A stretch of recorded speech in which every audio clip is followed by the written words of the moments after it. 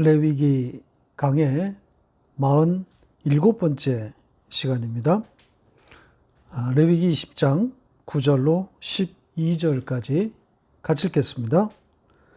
만일 누구든지 자기의 아버지나 어머니를 저주하는 자는 반드시 죽일지니 그가 자기의 아버지나 어머니를 저주하였은즉 그의 피가 자기에게로 돌아가리라. 누구든지 남의 아내와 간음하는 자, 곧 그의 이웃의 아내와 간음하는 자는 그 간부와 음부를 반드시 죽일지니라. 누구든지 그의 아버지의 아내와 동침하는 자는 그의 아버지의 하체를 범하였은즉 둘 다 반드시 죽일지니 그들의 피가 자기들에게로 돌아가리라. 누구든지 그의 며느리와 동침하거든 둘 다 반드시 죽일지니 그들이 가증한 일을 행하였음이라. 그들의 피가 자기들에게로 돌아가리라. 아멘. 지금 읽은 말씀들은 모두 죽음을 담보로 하는 규례들입니다. 죽여라, 죽이겠다. 이런 처벌 규정이 붙어 있습니다. 자, 이렇게 죽음을 걸고 생명을 걸고 지켜야 할 규례들 어떻게 읽어야 한다 그랬습니까? 생명이신 예수 그리스도와 연결된 것으로 읽어야 한다 그랬죠. 그 대표적인 규례가 뭐가 있을까요? 네, 안식일입니다. 오늘 말씀을 이해하는데 도움이 되기 때문에 좀 복습하고 가겠습니다. 보시죠.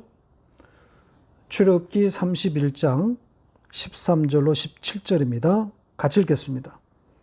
너는 이스라엘 자손에게 말하여 이르기를 너희는 나의 안식일을 지키라. 이는 나와 너희 사이에 너희 대대의 표징이니 나는 너희를 거룩하게 하는 여호와인 줄 너희가 알게 함이라. 너희는 안식일을 지킬지니 이는 너희에게 거룩한 날이 됨이니라.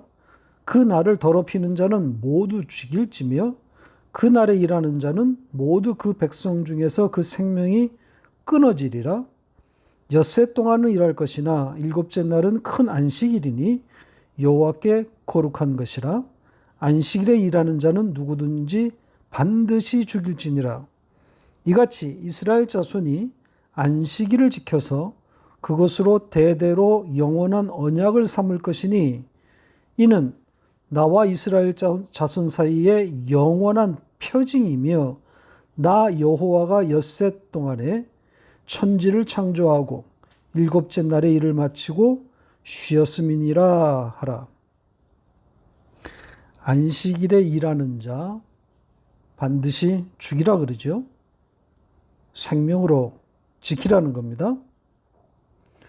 자, 그러면서 안식일을 생명으로 지켜야 할 이유와 배경을 덧붙여 놓았습니다. 안식일이 어떤 날이라는 거죠? 뭐라고 되어 있습니까? 하나님과 이스라엘 사이의 대대의 표징이다. 이렇게 되어 있습니다. 표징, 상징, 그림자라는 겁니다. 그러니까 실체가 아니라 안내자라는 겁니다. 그러니까 안식일은 실체를 가리키는 안내판 역할을 하고 있다는 거죠. 자, 그런데 그 안식일을 또 이렇게 말합니다. 대대로 지켜야 할 영원한 언약이다. 이렇게 말하고 있습니다. 그러니까 실체에 대한 상당한 힌트가 들어있는 표현이죠. 안식일이 이 영원한 언약을 안내하고 있다는 거예요. 따라서 안식일은 누구를 향하고 있는 거겠습니까? 아주 쉬운 거란 말이죠. 예수 그리스도입니다. 그래서 예수님도 자신을 안식일의 주인이라고 하신 거란 말이죠. 그러니까 생명으로 안식일을 지키라고 한 배경이 바로 이겁니다. 생명이신 예수 그리스도를 안식일에 담아놓았기 때문인 거죠. 이렇게 읽지 않고 그냥 문자적인 명령으로 읽어버리면 아주 이상한 이야기가 되는 겁니다. 이 말씀을 하신 하나님이 뭐가 되는 거예요? 바보가 되는 거란 말입니다. 이 문장대로, 이 말씀대로 안식일이 대대로 지켜졌습니까? 그리고 지키지 않은 이스라엘을 다 죽여버렸습니까? 지켜지지도 않았을 뿐더러 지키지 않은 이스라엘, 하나님이 죽이지 않았단 말이죠. 그러니까 하나님은 식언을 밥 먹듯이 하는 믿지 못할 신이 되어버리는 거란 말입니다. 따라서 그런 이야기가 아닌 거죠. 문자적인 그 안식일을 지켜내라는 이야기가 아닌 겁니다. 안식일에 담긴 생명이신 예수 그리스도를 지키라는 거죠. 마음에 새기라는 뜻입니다.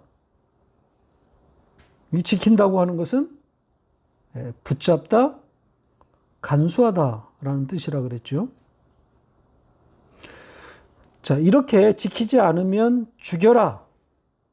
백성 중에서 끊어진다.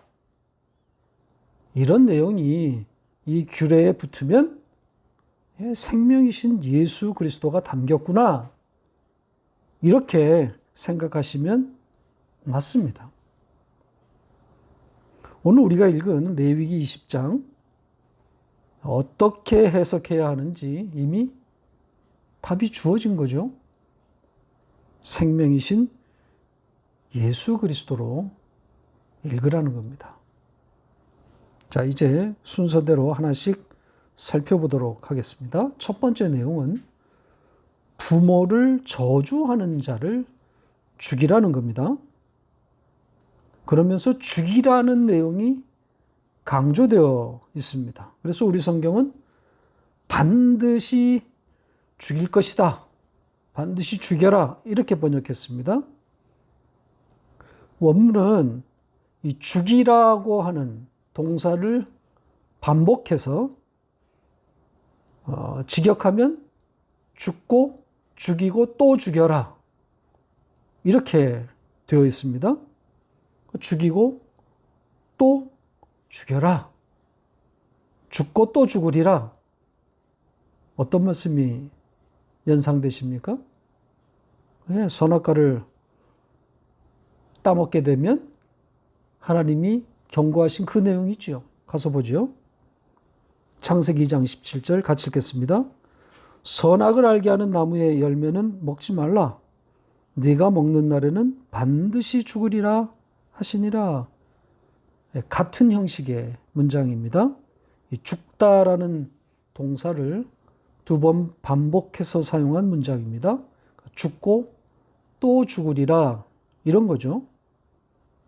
오늘 말씀은 이 문장과 형식은 같은데 뜻은 좀 다릅니다. 왜냐하면 동사의 형태가 변형되었기 때문입니다.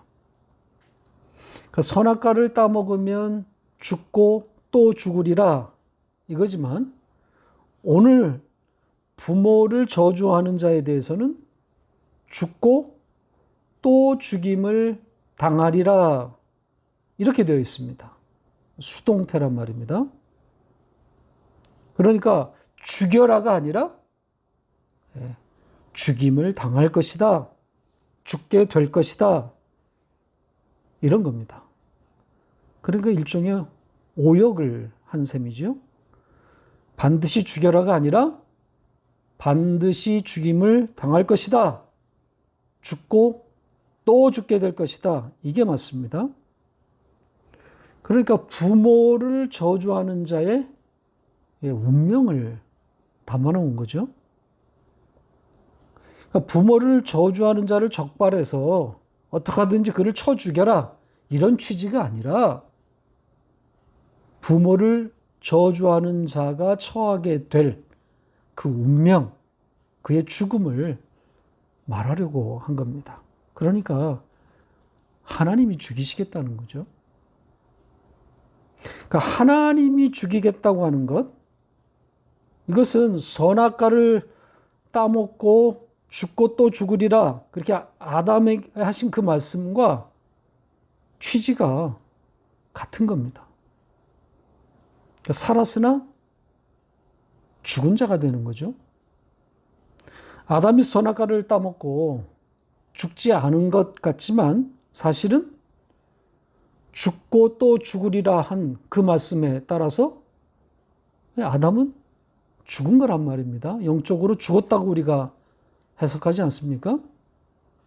마찬가지로 하나님이 죽이겠다, 반드시 죽을 것이다 라고 하는 말씀 속에는 그 영적인 사망의 의미가 담겨 있는 겁니다. 그 부모를 저주하는 자는 죽은 자라는 거죠. 영적으로 사망한 자라는 겁니다. 따라서 부모를 저주한다는 것은 어떤 의미로 우리가 읽어야 되겠습니까? 네, 당연히 영적 사망에 이르는 것이니까 하나님을 저주한다, 그런 의미인 거죠. 여기에 이 저주하다로 번역된 이 단어는 깔보다, 내려보다, 이런 의미입니다. 그러니까 선악과를 따먹고 인간들이 하고 있는 짓들이란 말이죠. 하나님을 깔보고 있는 거죠. 내려보고 있는 겁니다. 자기가 왕 되었으니까 눈이 밝아져서 자기가 하나님처럼 되었단 말입니다. 그래서 하나님의 자리를 찬탈한 거 아닙니까? 그게 저주하는 거예요. 그러니까 내 인생이니까 내 맘대로 하겠다. 이게 하나님을 저주하는 거예요. 따라서 이 부모를 저주하는 자, 바로 다름 아닌 나인 거죠. 죽어 마땅한 나인 거죠. 아니, 죽은 나인 거죠. 그러니 대속적인 죽음이 필요한 겁니다. 그러니까 십자가가 세워졌기 때문에 하나님을 깔보며 내려본 우리가 죽지 않고, 아니 죽었다가 살아나게 된 거란 말입니다. 이렇게 문자로만 읽으면 부모 공경을 말하는 것처럼 보이지만 조금만 들어가서 보면 복음이란 말입니다. 죽어 마땅한 우리 이야기고, 그렇게 죽어야 할 그 자리에 십자가가 세워진 복음 이야기인 겁니다. 자, 두 번째 이야기로 넘어갑니다. 10절입니다. 이번에는 남의 아내, 이웃의 아내와 이 간음한 간통에 대한 내용입니다. 이것도 문자로 읽으면 안 되는 것 아시죠? 이 문자로만 읽으면 뭐 간통하지 말라는 그런 교훈이 되는 건데, 요즘 뭐 간통이 대수롭지 않게 된 현대 사회에서는 더욱 설 자리가 없는 내용이 되는 겁니다. 더구나 지금 여기에서 이 간통에 대한 처벌이 지독하게 가혹하단 말이죠. 죽이라고 하잖아요. 과연 이 이야기가 간통한 자를 찾아내서 다 쳐 죽이라는 그런 이야기일까요? 그렇게 읽지 말라고 다윗의 간통 사건이 있는 것이고, 그 유명한 예수님의 죄 없는 자가 먼저 돌로 치라, 그런 말씀이 있는 건 아니겠어요? 다윗이 우리아의 아내 밧세바와 간통한 사건이 일어났는데 하나님이 그를 죽였습니까? 밧세바를 죽였습니까? 다윗을 죽였습니까? 간통에, 거기에다가 그 간통 사건을 은폐하기 위해서 살인까지 저지른 다윗 아닙니까? 왜 그는 살려두는 거죠? 왕이기 때문입니까? 왕이라면 더더욱 죽여서 본때를 보여줘야 되는 것 아닙니까? 간음 현장에서 잡혀온 여인, 왜 예수님은 그녀를 살려두는 거죠? 죄 없는 자가 먼저 돌로 치라. 이런 논리면 이 땅에 법이 설 자리가 있습니까? 그런 이야기가 아니란 말입니다. 그렇다고 뭐 간통이나 간음 아무것도 아니라는 그런 이야기가 아닙니다. 지금 저는 성경이 있는 법을 말하고 있는 겁니다. 성경의 관심이 어디에 있는가를 말하고 있는 겁니다. 왜 성경이 남의 아내, 이웃의 아내와 바람난 것에 대해서 예민하다 못해 이렇게 가혹하게 죽여버리겠다고 하는지를 잘 생각해 보세요. 지금 여기에도 죽고 또 죽임을 당할 것이다. 이렇게 되어 있습니다. 강조되어 있습니다. 생명으로 지키라는 거잖아요. 그러니까 생명으로 지키라고 하는 것은 조금 전에도 말씀드린 것처럼 사망, 영적 사망을 담은 거라 그러지 않았습니까? 이웃의 아내와 간통한 일이 어떻게 이 사망, 영적 사망과 연결되는지 이제 좀 감이 오십니까? 이 간통에 대해서 앞에서 제가 한번 설명을 드린 바 있는데 혹시 기억나실지 모르겠습니다. 자, 18장 그 문장을 다시 보면서 좀 설명을 드리겠습니다. 20절 같이 읽겠습니다. 너는 내 이웃의 아내와 동침하여 설정함으로 그 여자와 함께 자기를 더럽히지 말지니라. 내용은 같은데 표현이 다른 문장입니다. 간음이란 표현 대신 어떤 표현이 등장했습니까? 예, 동침하여 설정했다. 이렇게 되어 있죠. 여기에 이 설정했다라고 하는 이 표현에 답이 들어 있습니다. 원문대로 직역하면 어떻게 된다 그랬습니까? 씨를 건네주다. 그러니까 간음은 씨를 받을 수 없는 여자에게 씨를 주는 거란 말입니다. 그래서 더럽다, 부정하다 이렇게 말한 거란 말입니다. 그러니까 씨가 등장하면 그건 바로 예수 그리스도 그 생명으로 읽으면 됩니다. 성경은 씨에 민감합니다. 씨를 건드리면 죽음이란 말이죠. 그러니까 간통을 죽음으로 다스리는 것이 이제 이해가 되시겠죠. 씨의 문제이기 때문입니다. 씨를 받을 수 없는 자에게 씨를 주었기 때문에 죽이는 겁니다. 조금 전에 제가 이 다윗과 밧세바 이야기를 좀 했는데 이 밧세바에게 준 그 씨, 다윗의 그 씨의 종말이 어떻게 끝났습니까? 죽음이란 말이죠. 그 씨로 잉태된 아들이 죽는단 말입니다. 이게 우연이겠어요? 그러니까 부정하게 씨를 받았기 때문에 일어나는 필연적인 결과인 거죠. 간음하다 현장에 잡힌 그 여인 앞에서 죄 없는 자가 먼저 돌로 치라 하신 예수님의 말씀의 취지가 뭐겠습니까? 예, 다 똑같다는 거예요. 간음한 여인보다 이 고발한 자들, 그들의 죄가 더 크다 이런 이야기, 죄질이 더 나쁘다 이게 아니라 다 똑같다는 거예요. 그러니까 예수님은 다 아시는 거죠. 다 죽어 마땅한 자들이라는 거. 그러니까 하나님의 시각에서 보면 간음한 여인이나 돌을 들고 있는 사람들이나 다 같은 거란 말입니다.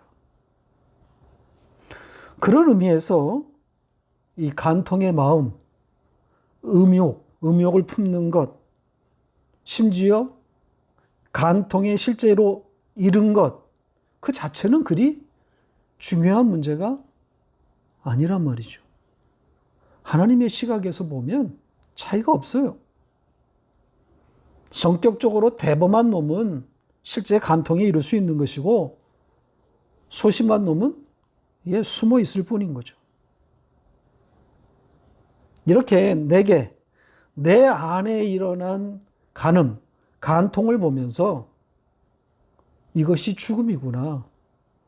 그렇게 알면 되는 겁니다. 죽은 몸이라는 거죠. 부정한 자라는 겁니다. 그러니 십자가 앞에 조아릴 수밖에 없는, 핑계할 수가 없습니다. 다 간음한 자, 다 간통한 자란 말입니다. 죽은 자입니다. 자, 세 번째 이야기를 해봅시다. 11절입니다. 내용이 당황스럽게 짝이 없습니다. 아버지의 아내와 이 간통, 통간하는 일을 말하고 있습니다. 아버지의 아내라면 어머니라는 건데, 물론 여기 어머니는 자기를 낳아준 생모는 아니겠죠. 아버지의 아마 후처를 말하는 겁니다. 아무튼 아버지의 여자와 동침하는 것에 대한 이야기입니다. 그러니까 아버지의 여자와 함께 눕는 것, 동침한다는 건 눕는다는 겁니다. 그것은 아버지의 하체를 범한 것이다. 이렇게 되어 있습니다. 이게 무슨 뜻이죠? 아버지의 여자와 동침한 것은 아버지의 하체를 범한 것이다. 이 번역이 모호해서 혼란이 온 겁니다. 이 문장을 직역하면 아버지의 여자와 누운 그 사람은 아버지의 벗은 것을 덮어주지 않은 것이다. 즉 아버지의 벗은 것을 드러낸 것이다. 이렇게 되어 있습니다. 그러니까 아버지의 여자와 동침한 것은 아버지의 벗음을 드러냈다. 이런 겁니다. 그러니까 아버지를 발가벗겼다는 거예요. 자, 이 벗음의 이야기. 이 벗음의 이야기가 어떤 사건을 연상케 해줍니까? 노아의 사건 아니겠습니까? 이 노아의 벗음, 그리고 그 벗음을 덮어주지 않았던 함, 저주를 받았던 함이 떠오르지 않습니까? 그리고 실제로 같은 단어가 사용되었습니다. 이 함이 저주를 받은 것에 대해서 제가 설명을 드린 바 있는데 기억나시는지 모르겠습니다.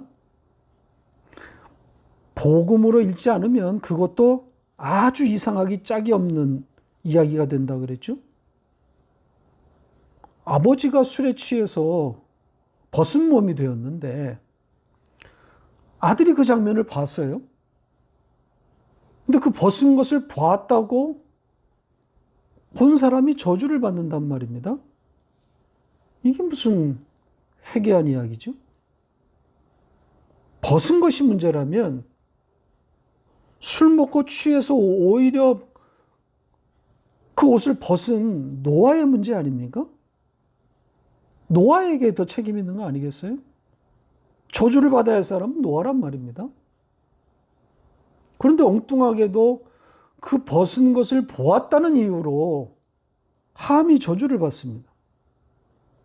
반면에 아버지의 벗은 것을 뒷걸음질 쳐서 들어간 다른 두 아들은 또 그것 때문에 복을 받는단 말입니다.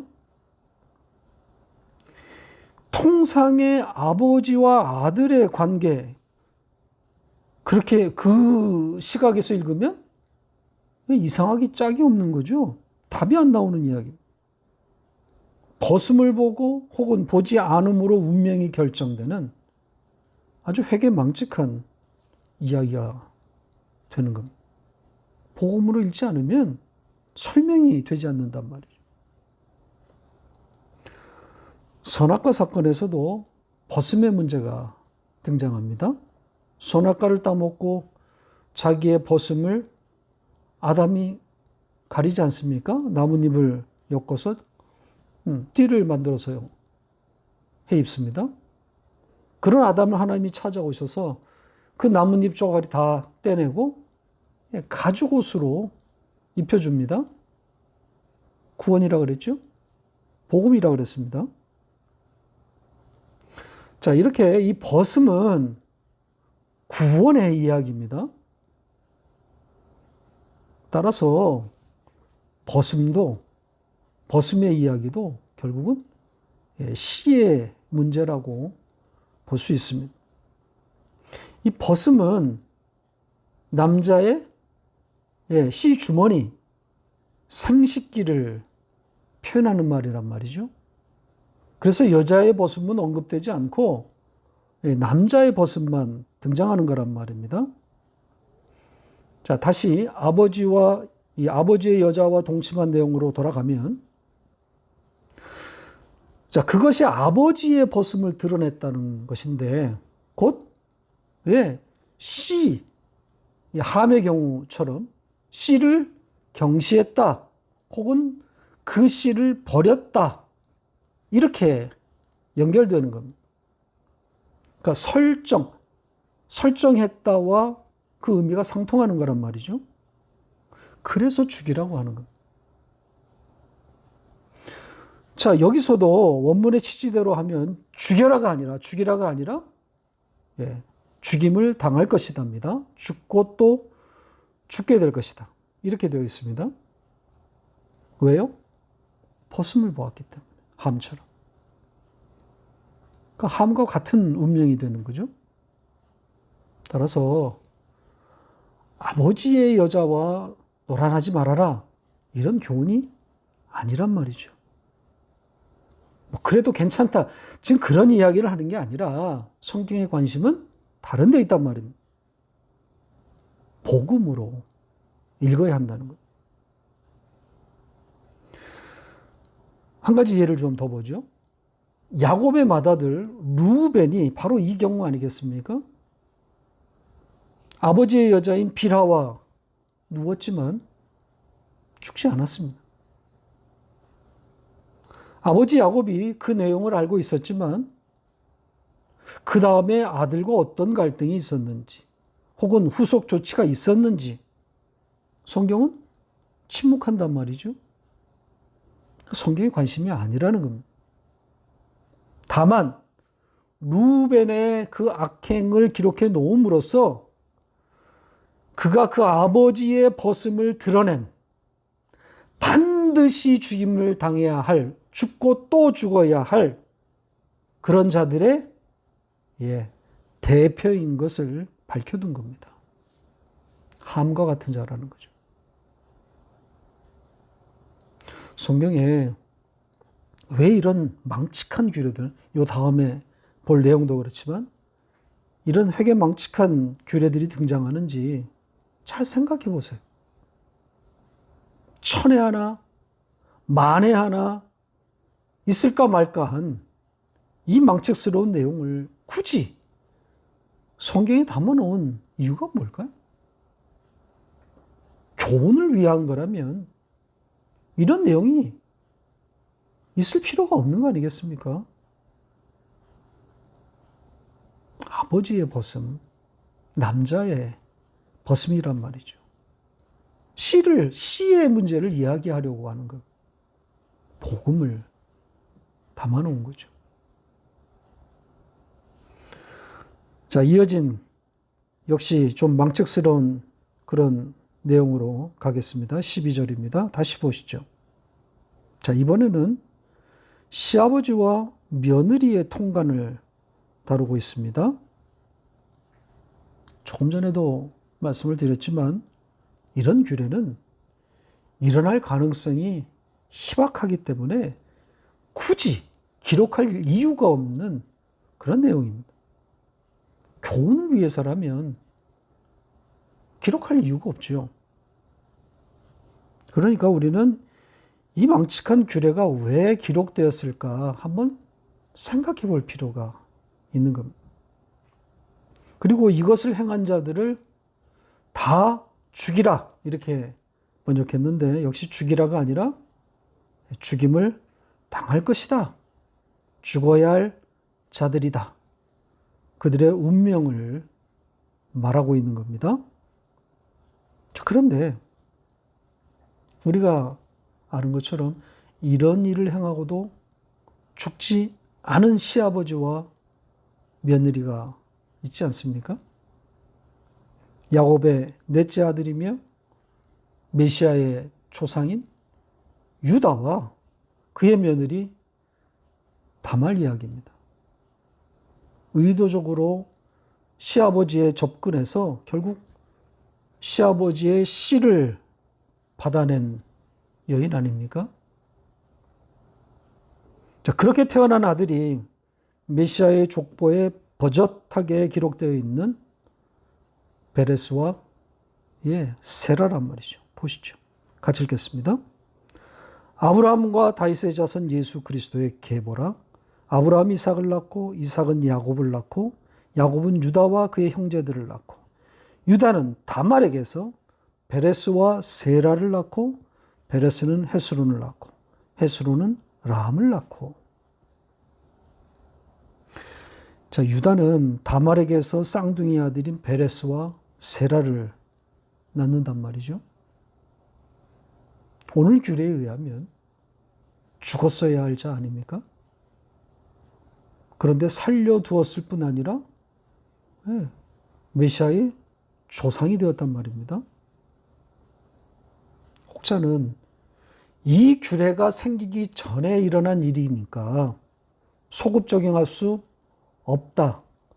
그렇게 주장하지만 동일한 하나님 아닙니까? 그때는 되고 지금은 안 된다? 설득력이 없습니다. 그리고 다말의 이 사건, 윤리와 도덕이라고 하는 잣대로 볼 사건이 아니지요. 우리가 가진 도덕적 규범으로 보면 있을 수 없는, 있어서는 안 될 망측하고 가증한 일이라고 하겠지만 성경의 문법으로 보면 풍성한 복음이라고 했습니다. 씨를 받아내려는 메시아의 족보를 이어가기 위한 생명의 사건이란 말이죠. 자기의 몸을 불에 던지는 거란 말입니다. 자기를 죽여서 씨를 받아내는 희생이란 말이죠. 그래서 다말의 이 행동이 예수의 십자가의 죽음을 상징한 것이다. 그렇게 말씀드린 바 있습니다. 그러니까 이런 사건이 왜 성경에 기록되어 있는지, 기록될 만한 사건인지 생각해 보세요. 복음이 아니면 삭제되어야 할 내용이란 말이죠. 위인전에 이런 이야기 있는 거 봤습니까? 이런 가증한 일이 있었다고 할지라도 쓰지 않는단 말이죠.